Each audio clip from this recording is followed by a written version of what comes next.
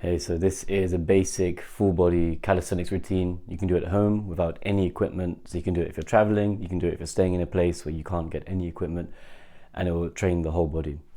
So some basic concepts. First of all, you want to use a metronome at 60 beats per minute. You can just download an app on your phone and it'll be ticking every 60 seconds, or 60 beats per minute. That's to help you keep pace when you do the reps. Secondly, you want to have a stopwatch on hand. Once again, if you have a phone, you can have both of these on one phone, or you can have them separately, whatever works for you. So when you're doing all of these exercises, you're going to be wanting on the way down or on the way up, so the initial part of the movement, or the eccentric, for at least 4 beats per minute.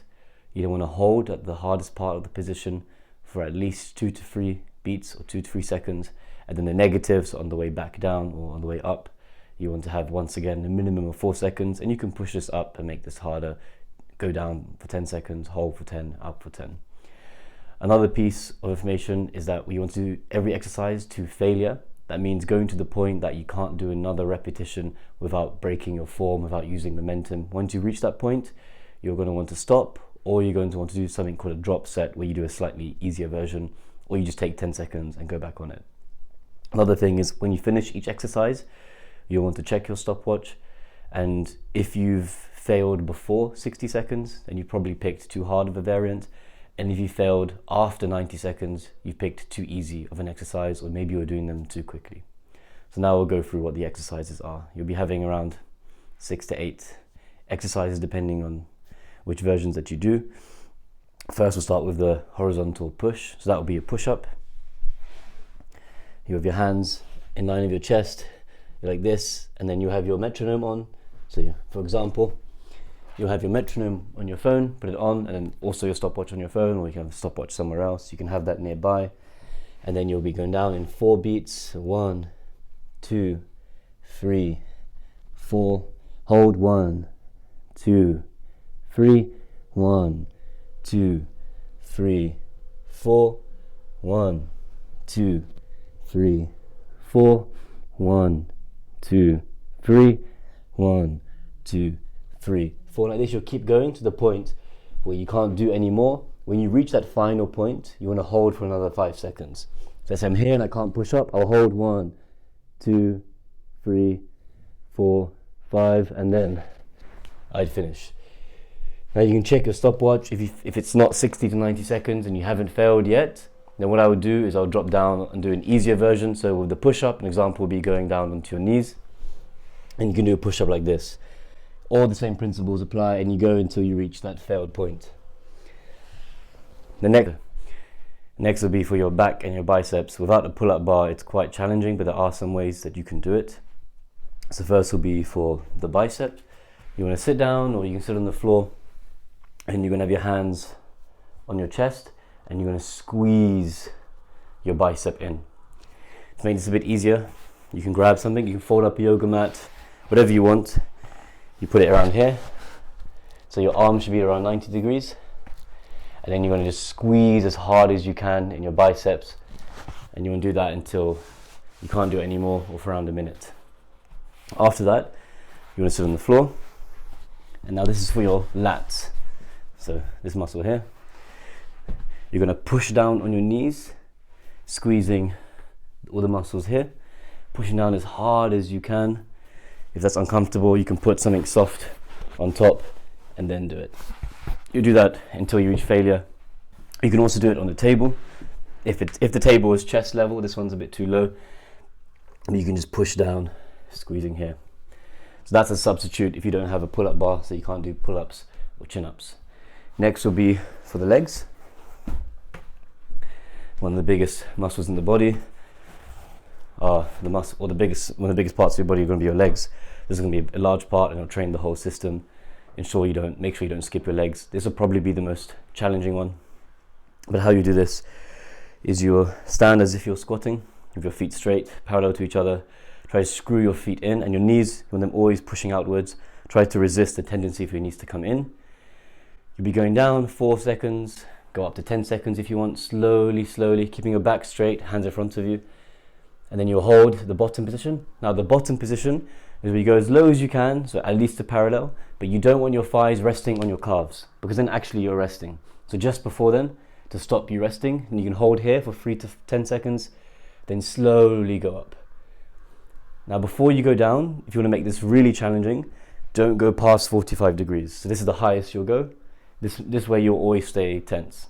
And the same applies to the push-up. So for example, rather than pushing all the way up and resting, you can go just before then, and you'll keep that tension as you slowly go up and down. If that's too challenging, you can hold onto a door frame, and you can use the door to assist you. So when it gets challenging, you can pull up with your hands, and as you get stronger, you can use the wall less. If that's too easy, you can do them on one leg, following the same principles, doing it slowly if you can, holding on the wall, because you don't want balance to be a factor. It's a strength exercise, not a balance exercise. You can hold on. Next is for the shoulders, or the vertical push. Similar to a push-up, but rather than pushing horizontally, we want to now push vertically.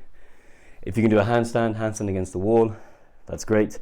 But for a beginner, you want to do something called a pike push-up, where you're like this, in a V shape, and your forehead is going to go in front of the hands, and then back up.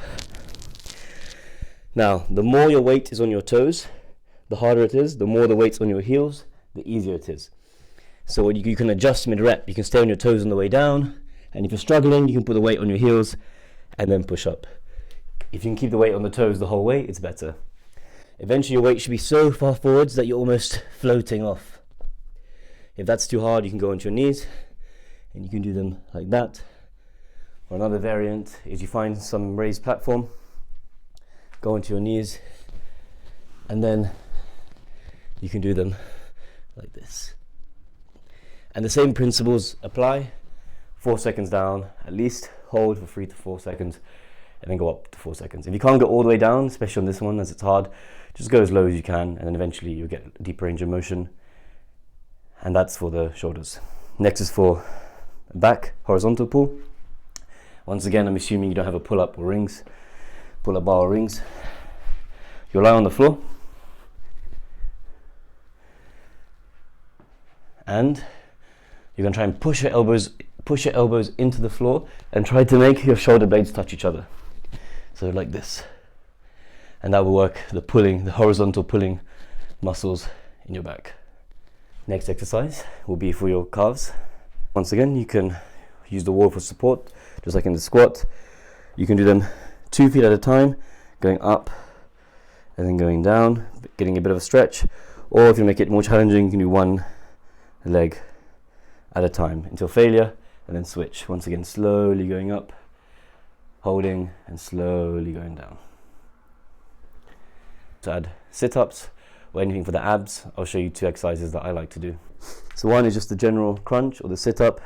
You'll be going up as high as you can, and then going back down. If you can try not to rest on the floor and keep that tension, it'll be good. The closer your hands are to your knees, the easier it is. The closer the hands are to the head, the harder it is. Another variant is you can do kick throughs, which look like this. And then you can eventually raise the body higher and higher, eventually doing handstands in between.